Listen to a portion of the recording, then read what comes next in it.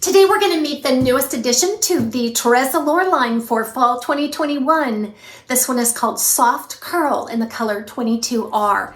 If you love curls, even if you don't, this might be a fun review coming up.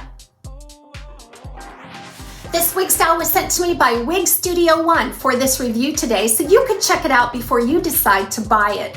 We invite you to shop at Wig Studio One. If you drop below this video, you'll find a link directly to this style where you can go out and take a look at all of the colors and the pricing.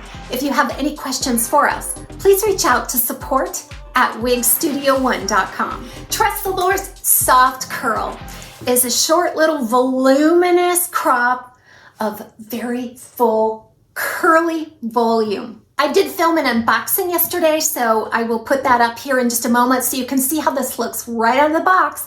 Curly wigs can be a little cantankerous and a little intimidating, so I want to show you how I have achieved this look. I like talking about Tressallure colors. Typically they're very dynamic and they look nothing like the color swatches and descriptions online. I don't think this one is much different. This 22R is described as being a medium or a dark gold blonde online. There's a little more to it than that. I look at this as a medium to light unrooted blonde color, and there's a couple of different colors that I see in this blend. One being more of a medium gold blonde, and then the other color running through is more of a cooler natural blonde shade. Now together, these sort of make up a neutral to warm overall color. I have only seen this particular application of the 22R, but I know their platinum can get into some really yellow tones. This one does not appear to be too yellow. However, it does have more of a powdery, muted tone appearance. I think partially it's because this is made from the heat-friendly fiber by Tressallure. And on heat-friendly fibers, the light doesn't bounce off of it in the same way that it does on regular synthetic. So it gives it a powdery look, I think, kind of a muted powdery look.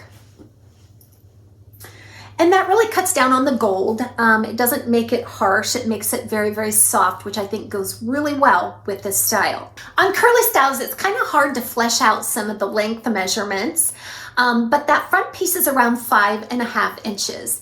And if we stretch that out, I think we could probably get there at just the hollow of my cheek. In the back, we've got a 6.5 inch crown and then a 4-inch nape. So overall, it's around 10 inches from the top of the crown all the way to the tip of the hair in the back. So it's a nice short style that tends to stay above the collars on most people. I'm 6.5 from the hairline to the chin, so that'll give you an idea of how it may strike you. Now this style features a hand-tied single monofilament top, but it does not have a lace front. There's a bit of a polyurethane strip for nice security and comfort at the front, along with a little bit of a hidden weft just to give a little fiber right there at the hairline and make it look really nice and natural. The way the bangs sweep down over the forehead, I don't feel like a lace front is completely necessary on this style, but definitely where the hair part's on the top, you definitely want to see down into the illusion of scalp. Let's talk about this curl. So this curl is a very soft, romantic, old Hollywood type curl. It just looks like you set it in curlers and then just gently rake through with your fingers just to separate it and mold it. It's bouncy. It has nice body to it. And that curl goes all the way to the root here at the bottom. Now it does act a little more smoothly at the crown until you get about 3/4 of the way down. Now when I say smooth, I just mean the curl does not go all the way up to the root, but there's a lot of volume, lift, and body at the top. So it's not a flat crown. The way that fiber is spliced in there, it's a hardy enough fiber just to kind of stay in that lifted pattern. And you will find some PERMATEASE all around that monofilament, back, temple, and really none at the nape, but just some in the back, just to support this style and curl. So now let's do our unboxing that I previously filmed from yesterday. No makeup or anything because I wasn't planning on filming. So you're going to see the typical packaging for Tressallure, a bakery type box, a very thin cardboard there, and it just acts and folds like a bakery box. So the first thing you're going to see is that single hand-tied monofilament top.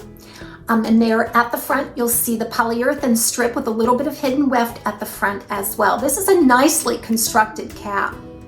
Lots of wefting all the way around. There's a nice sturdy closed velvet ear tab with an extended nape. Very, very comfortable, and Velcro adjusters. A well-made cap, as I said. Now what you're gonna see and discover here is that this cap runs large on me. I had to cinch this in as far as it could go just so it doesn't roll around my head on this review.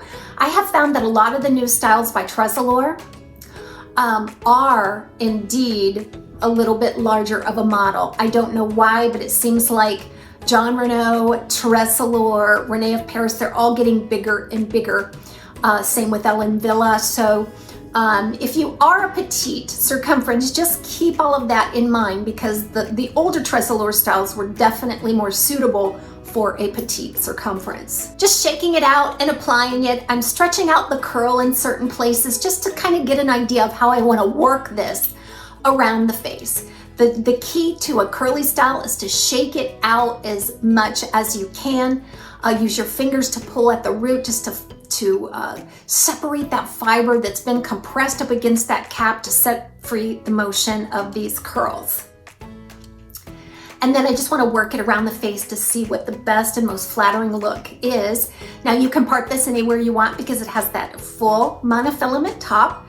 And I found my parting space is most suitable there at just left of center. And then I divide the hair out around the face and pull the curl away from the face.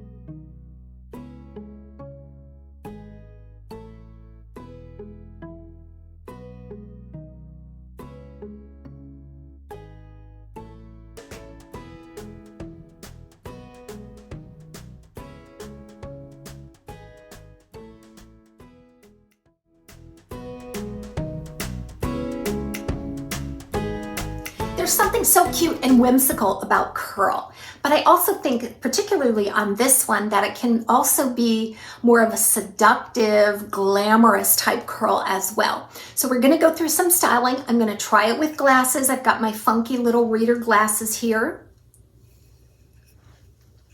Glasses work very nicely between the ear and the ear tab, so this is a nice glasses-friendly style, in my opinion. So I'm just going to manipulate this hair a little bit so you can get an idea of how it moves and reacts during styling. I hope you have a wonderful day. We'll see you again real soon on TAZ's Wig Closet at Wig Studio One.